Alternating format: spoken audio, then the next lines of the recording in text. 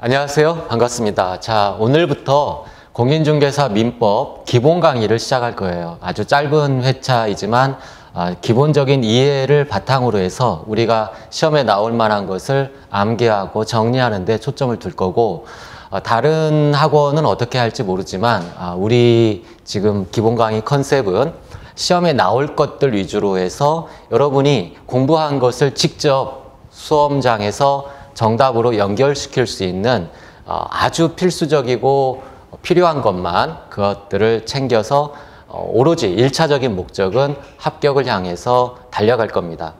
다만 기출문제가 상당히 많은 양들이 있는데 이 기출문제 모두를 다 알아야만 시험에 합격하는 게 아니에요. 다른 말로 하면, 좀 더 엄격한 말로 한다면 기출문제 지문들을 여러분이 다 이해한다는 것이 사실상 불가능합니다. 그런데 목적을 둔다면 여러분 흔히 시중에서 그러잖아요. 기출지문은 중요하다. 그래서 이것은 반드시 공부를 해야 된다라고 하는데, 한편으로는 옳지만 또 다른 한편으로는 그것은 불가능한 것을 강요하는 겁니다.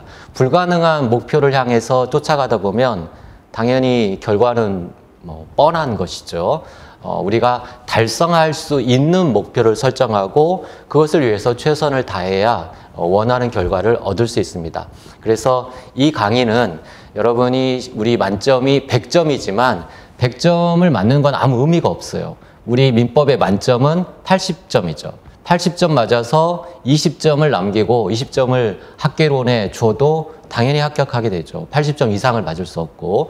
그러나 거기서 한 단계 더 나아가지고 민법 80점을 목표로 공부하는 게 현명하냐? 그렇지 않습니다.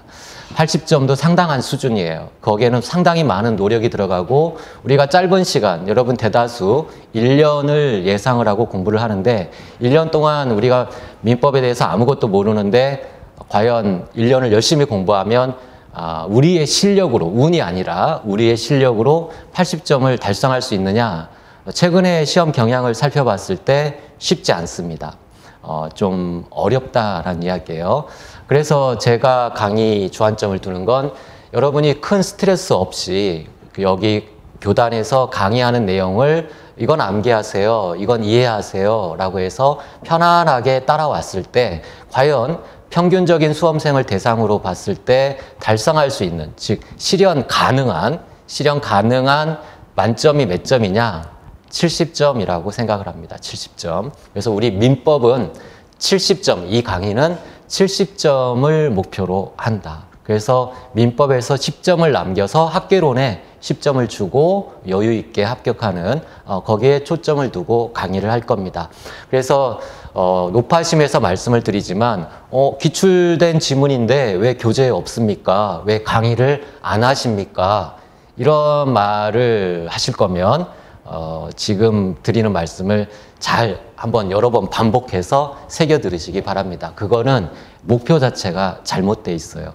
우리 목표는 만점 맞는 게 아니라고 했어요. 실현 불가능한 목표를 향해 달성하는 게 아니라 합격을 향해 달려가는 겁니다. 합격의 최적점을 지금 제시를 했고, 그 방법론을 앞으로 30강 동안 수업을 통해서 전수를 드릴 테니까 저를 믿고 잘 따라오시기 바랍니다. 우리 교재도 거기에 최적화된 대한민국 최고 교재라고 할 수 있어요. 물론 강의도 마찬가지죠.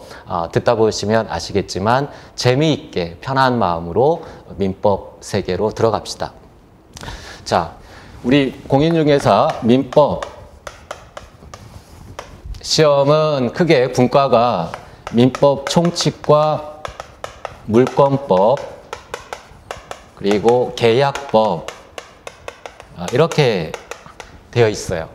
이 세 과목을 배우는 겁니다.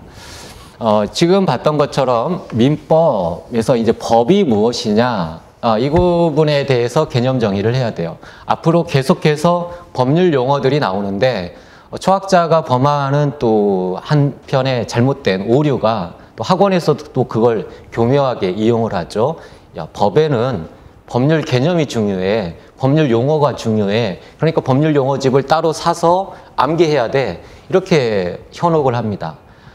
그것은 참 곤란한 이야기예요. 법률 용어 당연히 중요한 거 맞아요. 그러나 법률 용어를 아무리 암기해봐야 체계가 없는 상태에서 고통만 가중되지 노력에 비해서 얻는 건 아무것도 없습니다. 여러분은 따로 법률 용어집 이런 거 찾지 마세요. 수업 시간에 법률 용어를 그때그때 필요한 요소마다 적절한 우리 실생활에서 논의되는 예를 들어서 여러분 가슴에 꽂히도록 법률 용어들을 설명할 테니까 그때그때마다 나오는 법률 용어, 법률 개념을 기억하고 이해하시면 됩니다. 지금 첫 번째 나오는 법률 용어예요. 법, 민법 시험에서 민법을 배우는 거죠. 법이라는 개념이 법률 용어예요. 나 법 아는데? 그렇지 않습니다. 여러분 법에 대해서 아무것도 몰라요. 자, 법이라는 개념, 법이 뭐냐라고 물으면 여러분 어떻게 대답할 거예요? 법이지, 지켜야 되는 거. 지금 말씀드리는 권리라는 말을 기억하세요. 권리. 법은 권리다라고 생각하시면 돼요. 권리. 어떤 한 사람이 권리를 가지면 다른 한편은 의무를 집니다. 그러니까 이건 동전의 양면이에요. 권리, 의무. 법은 권리를 배우는 거다. 그 중에서 우리는 민법을 배워요. 이 민이라는 건 백성이라는 뜻이잖아요. 개인들 사이에 권리를 배운다. 그래서 앞으로 수없이 얘기를 할 겁니다. 갑이라는 개인, 사람과 을이라는 사람, 이 두 사람의 관계를 배우는 거예요. 갑과 을이라고 개인들 둘을 놓고 둘 사이의 관계, 둘 사이, 이 사람이에요. 사람들, 개인들 사이의 법을 배운다. 지금 이 법을 권리라는 말로 바꿔치면 개인들 사이에 권리를 배운다. 한쪽은 권리를 가지고 한쪽은 의무를 집니다. 이 개인들 사이의 권리. 예컨대 갑이 어떤 A라는 권리를 갖는다라면 을은 이 A의 권리에 상응하는 의무를 지는 거죠. 그래서 이 권리 내용들을 수없이 이제 연습을 할 겁니다. 자, 우리는 민법과 관련된 개인들 사이의 권리를 배운다라고 했습니다. 근데 이 권리의 종류는 수없이 많은데 수없이 많은 종류를 둘로 나누면 물권과 채권 두 가지 권리가 나오게 돼요. 물권과 채권. 그래서 민법 총칙이라고 해서 총론적인 일반 이론을 배우고 이 일반 이론을 밑으로 적용하는 거예요. 물권법과 계약법으로 적용을 하는데 권리에 적용을 하는 거예요. 근데 권리의 종류는 첫 번째 물권이 있고 그래서 물권법에 적용을 하고 그 다음에 우리는 계약법을 배우는데 이 계약을 해서 당사자 사이의 권리, 나오는 권리를 채권이라고 합니다. 그래서 계약법에서는 채권을 배우는 거예요. 우리 민법의 모든 권리는 둘 중에 하나로 나눌 수 있습니다. 물권이나 채권, 둘 중에 하나, 물권, 채권. 그래서 물권, 채권을 공부를 하는 겁니다. 앞으로 이걸 자세하게 하겠지만 대략적인 그림을 그린다라면 물권은 말 그대로 물건에 대해서 가지고 있는 권리예요. 그래서 물건의 가장 대표적인 건 소유권이죠. 여러분이 다행스럽게 이미 집을 소유하고 있는 사람 있을 수 있죠? 아파트. 그럼 아파트 소유권, 이게 물권이에요. 그럼에 비해서 채권은 여기 말에는 나타나지 않지만 사람에게 뭔가 요구할 수 있는 권리, 이게 채권이라고 합니다. 사람권 이렇게 안 하고 채권이라고 하죠. 이것도 사람권 했으면 좋았을 텐데 그렇게 쉬운 말을 안 쓰고 좀 어려운 채권이라는 표현을 합니다. 자, 정리하면 물권은 물건을 지배하는 권리, 물건. 채권은 사람을 지배하는 권리. 사람을 지배한다는 건 감옥에 가둔다 이런 게 아니라 사람을 괴롭힐 수 있는 권리. 돈을 빌려줬으면 돈 갚아라 계속 괴롭힐 수 있는 권리, 그것을 채권이라고 합니다. 자, 물권, 채권 이런 종류 두 개를 이제 앞으로 자세하게 배울 겁니다. 이 채권이 발생하는 건 대표적으로 계약에 의해서 발생하기 때문에 계약법에서 수많은 채권들을 공부를 하게 돼요. 자, 전체적인 그림은 이렇고 전국적으로 사람에 대한 권리를 배운다. 권리의 변동을 배웁니다. 권리가 고정돼 있지 않아요. 여러분도 태어나서 갓난아기 상태로 평생을 사는 게 아니죠. 갓난아기 있다가 처음에는 걸어 다니고 뛰어다니고 그러다가 이제 나이가 들어서 뭐 꼬부라지고 죽게 되죠. 이렇게 변동하는 거. 발생하고 변경되고 나중에 소멸하게 되죠. 이런 권리의 일생을, 사람의 일생처럼 권리의 일생을 배우게 됩니다. 그 중에서 가장 대표적으로 볼 수 있는 건 발생이겠죠. 그래서 대표 주자인 발생을 중심으로 설명을 합시다. 자, 권리가 변동하는 것은 이유가 있겠죠. 갑자기 하늘에서도 뚝 너한테 권리가 있노라 라고 어느 날 갑자기 떨어지는 게 아니라 뭔가 이유가 있을 거예요. 권리 변동의 이유, 그걸 원인이라고 합니다. 원인. 원인이 있어야 효과가 있는 거죠. 결과. 권리가 변동되게 한 원인이 있고 그 원인을 충족하게 되면 결과가 발생하죠. 자, 이것을 우리 일상용어로는 원인과 결과라고 이야기를 하지만 우리 법에서는 이걸 요건이라고 합니다. 요건. 일정한 요건을 갖추면 결과. 이것을 효과라고 해요. 일정한 요건을 갖추면 효과가 발생한다. 근데 이런 걸 논하는 건 권리를 배우기 위한 거라겠어요. 그래서 이러한 요건에는 여기에 권리의 변동 요건, 권리의 변동 효과 이렇게 배우는 거죠. 어떠한 요건을 갖추면 권리가 발생한다라고. 근데 권리 요건 이렇게 안 씁니다. 이렇게 쉽게 쓰면 좋을 텐데 권리가 뭐라고 했죠? 권리가 법이라고 했어요. 법. 그래서 이거를 권리라는 말을 안 쓰고 법은 뭐 법률과 같으니까 법률 요건 이렇게 써요. 뒤에도 법률 효과. 자, 이렇게 쓰면은 이제부터는 머리가 멍해지는 사람들도 있어요. 모르는 말이다. 법률 요건, 법률 효과. 나 모르는 말이야. 방금 전까지 요건 효과는 아는 말이죠. 원인과 결과. 근데 여기에 우리가 하품하는 행위, 뭐 길 가다가 갑자기 돌에 걸려서 넘어지는 행위 이런 걸 배우는 게 아니라 권리를 배우는다고 했어요. 권리를 법이라고 했으니까 그냥 법 붙인 것 뿐입니다. 어렵게 생각하지 마세요. 법률 요건, 법률 효과. 그리고 이러한 법률 효과는 권리 발생, 변경, 소멸이다. 권리의 대표적인 주자인 발생. 자, 일정한 요건을 갖추면 권리가 발생한다. 그럼 어떠한 요건을 갖춰야 되느냐? 그랬을 때 어떠한 권리가 발생하느냐? 이걸 배우는 게 전부예요. 그런데 여기에서 법률 요건, 권리 발생하기 위한 요건은 크게 나누면 두 가지가 있습니다. 법률 요건. 수많은 것들이 있는데 그것을 분류하면 우리가 권리를 물권과 채권으로 두 가지로 딱 분류했듯이 수많은 법률 요건, 권리 발생의 요건을 두 개로 분류할 수 있다는 얘기예요. 암기하셔야 됩니다. 두 개로 분류. 첫 번째는 행위예요, 행위. 당사자가 일정한 행위를 했기 때문에 권리가 발생한다. 행위.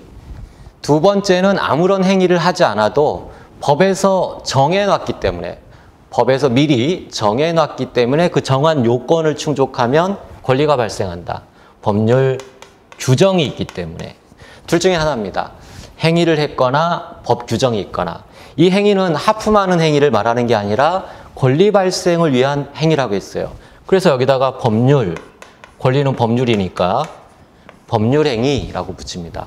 법률행위 하는 순간 역시 머리가 멍해질 수 있는데 그 빨리 극복을 하셔야 된다는 이야기예요. 우리 법률, 권리를 배우는 거니까 하품하는 행위가 아니라 권리 발생을 시키는 행위, 이것을 법률행위라고 합니다. 여기도 마찬가지로 권리를 발생시키는 규정이니까 법률 규정이라고 해요. 그래서 법률 요건은 법률 행위를 했거나 또는 법률 규정이 있거나 이 두 가지에 의해서 권리가 발생합니다. 근데 여기서 중요한 게 있어요. 법률 행위를 했을 때 요건을 충족하고 효과로서 권리가 발생한다고 했는데 이 법률행위에 의해서 발생하는 권리는 특징이 있어요. 그 법률행위를 한 사람들이 왜 했겠어요? 뭔가 우리가 행위를 하는 건 목적이 있죠. 당사자가 원하는 목적대로, 원한 대로의 권리가 발생해요.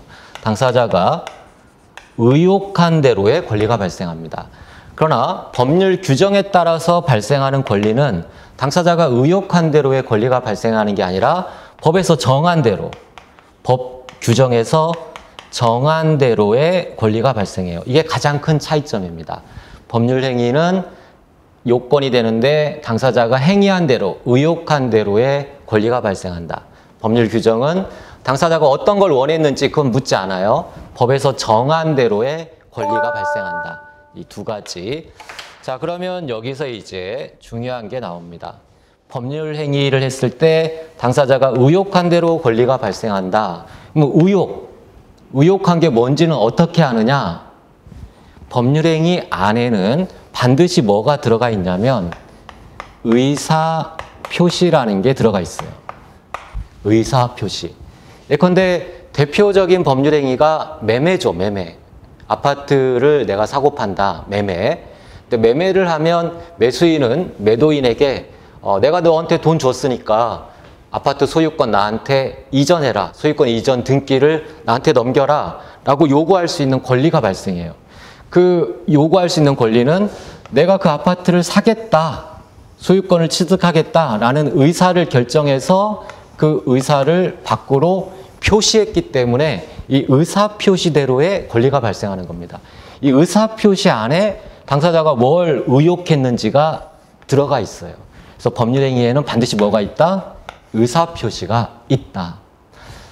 이게 중요합니다. 법률행위 안에는 반드시 의사표시가 있다. 그리고 이 의사표시가 당사자가 원하는 게 뭔지, 세 뭔지, 네 뭔지가 이 의사표시 안에 있고 이 의사표시대로의 권리가 발생한다. 그것을 법률행위라고 합니다. 법률행위, 의사표시, 의욕한 대로의 효과 이렇게 구조가 돼요. 그래서 이러한 구조를 자세하게 배우는데 자, 권리의 요건으로는 이 두 가지, 법률행위나 법률규정 둘 중에 하나라고 했죠. 그런데 이 법률행위가 거의 99%예요. 우리가 공부하는 내용이 법률행위가 99%입니다. 나머지 1%가 법률규정에 따른 권리 발생이에요. 대표적인 법률규정에 따른 권리 발생이 상속이죠. 상속. 내가 무슨 계약서에 사인하는 행위 뭐 이런 거 하지 않아도 부모님 돌아가시면 그냥 어느 날 갑자기 부모님 아파트가 나한테 떨어지게 되죠. 내 소유권이 됩니다. 내가 원했든 원하지 않았든 부모님 아파트 소유권을 내가 취득하게 돼요. 그게 법률 규정에 따른 효과입니다. 이거는 아주 작은 부분이고 대부분의 경우 우리가 공부의 초점은 법률 행위에 있다. 권리가 발생하는 원인 중에 법률 행위. 그래서 처음으로 돌아가면 자, 우리 민법 시험 과목이 민법 총칙, 물권법, 계약법이 있는데 이거 다 권리 발생의 요건과 효과들을 배우는 거예요. 어떠한 요건을 갖추면 어떠한 효과의 권리가 있느냐를 배우는데 그 요건으로는 법률 행위와 법률 규정 이 둘 중에 하나라고 있죠. 근데 이게 99%고 이게 1%라고 했어요. 뭐 이걸 중심으로 배운다. 그래서 민법 총칙은 민법, 개인들 사이의 법, 권리의 총론, 일반 총칙이라는 건 일반 이론이 일반 이론. 이런 일반 이론을 배우는데 이게 여기에 들어가 있게 돼요. 즉 민법 총칙은 법률 행위를 배우는 게 전부다라고 생각하셔도 됩니다. 법률 행위를 공부를 한다. 그래서 그 법률 행위에 따라 발생하는 물권, 계약에 따라 발생하는 채권, 이 계약법상의 채권 이것들을 하나하나 공부할 겁니다. 전체적으로 체계를 잡는 게 중요한데 오늘은 이제 본격적으로 민법 총칙부터 출발하는 거예요. 민법 총칙을 들어가는데 한마디로 민법 총칙에서 배우는 건 법률 행위를 배운다. 법률 행위. 자, 전체적인 그림이 중요합니다. 여러분이 도대체 내가 어디를 걷고 있는지 앞으로 갈 방향이 왼쪽인지 오른쪽인지 전체적인 그림이 있어야 방향을 잃지 않고 재미있게 공부를 할 수 있죠. 그래서 민법 총칙에서 우리가 배우는 교과서 체계를 설명하려는 거예요. 법률 행위를 중심으로 권리 발생 요건을 공부한다. 그러면 첫 번째로 공부를 할 것은 법률 행위는 어떠한 요건을 갖추어야 성립하느냐라는 법률 행위의 성립. 법률 행위의 성립 요건을 배우고, 두 번째로는 법률 행위가 성립하면 어떠한 효과가 발생한다겠죠? 의욕한 대로. 이 안에는 반드시 뭐가 있다고 했죠?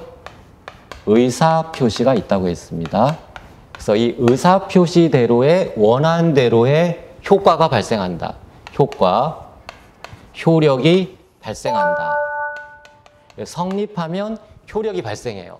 근데 효력 요건이라고 해서 따로 배웁니다. 따로 배우는 이유는 여기에 필터가 있어요.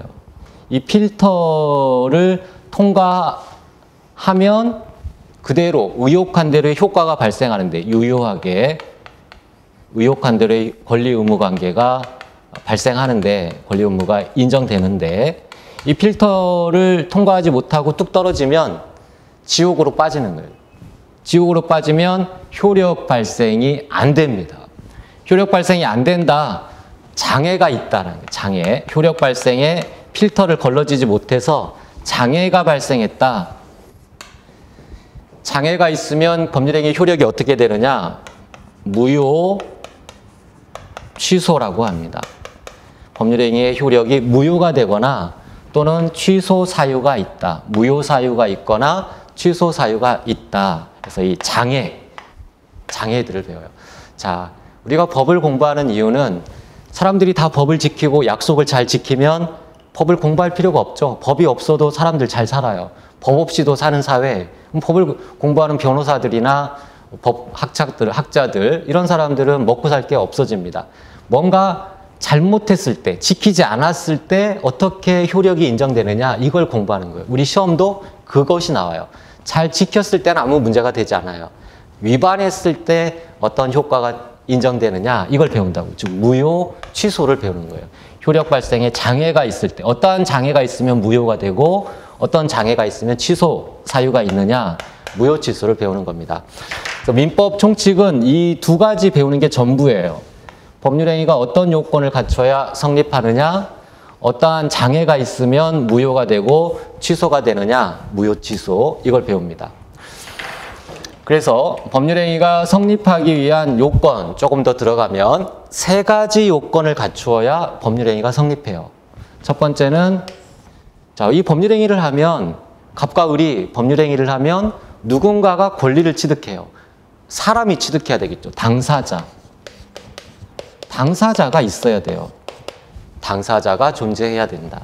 두 번째는 법률행위가 성립하면 원한대로의 권리 의무 관계가 발생한다고 했어요. 원한대로의, 의욕한 대로의, 목적대로의 권리가 발생한다. 분명히 목적이 존재해야 돼요. 처음에 당사자가 존재해야 되고, 두 번째 목적이 있어야 돼요. 세 번째는 반드시 뭐가 안에 들어가 있다겠죠? 법률행위에는 의사표시가 있다고 했죠. 의사표시가 존재해야 된다. 자, 암기합시다. 법률행위가 성립하기 위해서는 세 가지 요건이 필요하다. 당사자가 존재해야 되고, 목적이 있어야 되고, 의사표시가 있어야 된다. 당, 목, 의. 이 세 가지. 당, 목, 의. 이 세 가지 요건을 갖추면 일단은 법률행위가 성립한다. 성립하면 특별한 사정이 없으면 자연스러운 구조는 의욕한 대로 효력이 발생해요. 의욕한 대로 권리가 발생하는 게 원칙입니다. 그런데 여기 필터에서 장애 사유를 만나게 되면 무효나 취소로 떨어져요. 이 지옥으로 떨어진다. 무효, 취소로. 뭐 어떠한 장애를 만나면 무효, 취소로 떨어지느냐? 당사자와 관련돼서는 앞으로 자세하게 배울 거예요. 그냥 그런가 보다라고 편안하게 들으시면 됩니다. 당사자와 관련해서는 능력이 있어야 돼요. 즉 갑과 을이 지금 당사자죠.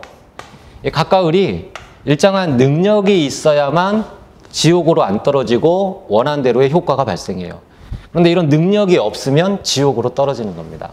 자, 권리 능력이 없거나 의사 능력이 없거나 행위 능력이 없으면 이거는 무효 취소 쪽으로 떨어지게 돼요. 효력이 발생하지 않고 무효 취소 쪽으로 떨어진다. 자, 두 번째, 법률행위 목적과 관련돼서는 어떠한 필터, 어떠한 장애를 만나면 무효 취소로 떨어지느냐? 법률행위 목적이 확정될 수 있어야 되고 가능해야 되고 실현 가능해야 되고 법에서 허용하는 적법한 것이어야 되고 사회 질서에 위배되지 않아야 돼요. 그걸 사회적 타당성이라고 합니다. 네 가지 요건. 법률행위 목적이 확정, 가능, 적법, 사회적 타당성. 두 문자로 암기를 하세요. 확가, 적사. 이 네 가지 요건을 갖춰야지 이러한 네 가지 요건을 못 통과하면, 통과하지 못하고 장애에 걸리면 이쪽으로 가요. 무효 취소 쪽으로 간다. 지옥으로 떨어지는 거예요. 무효 취소 쪽으로 떨어지게 된다. 그다음에 의사표시, 이거는 좀 내용이 있어요. 의사표시 규정은 우리 민법 제 107조에서 제 110조 여기에 필터들이 있어요. 조문이 몇 개죠? 7조, 8조, 9조, 10조 4개네요. 자, 이건 나중에 자연스럽게 암기하게 됩니다. 107조, 108조, 109조, 110조 이 4개의 필터를 만나면 역시 지옥으로 떨어져요. 무효 취소로 떨어지게 된다. 여기를 통과 못하면 무효 취소로 떨어지게 된다. 장애들의 무효 취소.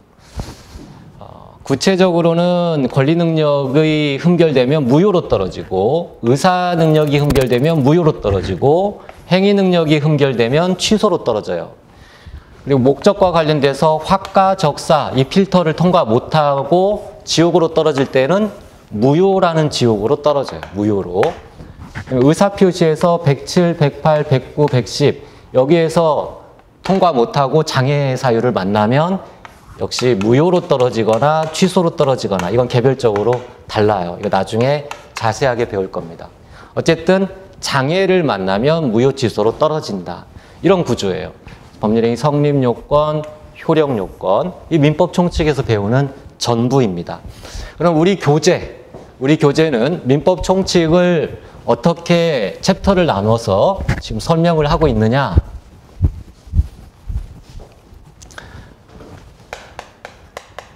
민법 총칙 첫 번째 챕터인 민법 총칙에서는 먼저 기본적인 개념들, 기본적인 이론, 최소한 법률 용어는 알아야지. 기본적인 개념, 그래서 일반 개념, 쉬운 말로 기초 개념. 자, 기초 개념이 한 파트예요. 한 파트. 두 파트. 두 번째 파트는 무효인 법률행위.